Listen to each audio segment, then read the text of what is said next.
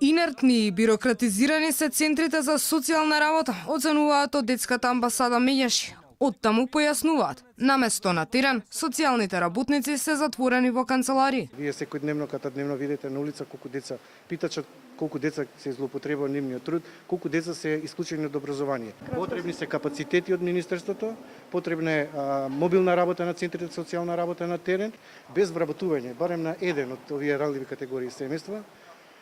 Со социјална заштита, со додатоци нема да се реши детската сиромаштија, мора да се стави од страна на Центарот за социјална работа секое ранливо семејство под мониторинг, под надзор.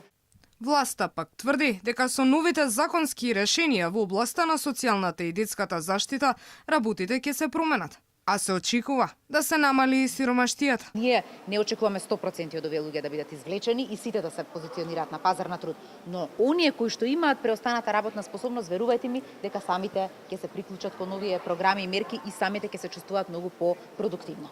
Резултатите од истите ќе се видат за 4 години. Стапката на сиромаштија има тенденција на зголемување во последните 3 години. Според официјалната државна статистика во 2017-та, 460.000 луѓе или 22,2% од населението било сиромашно, што е за 0,3% поени повеќе од 2016-та и за 0,7 повеќе од 2015-та. Официјалната статистика покажува дека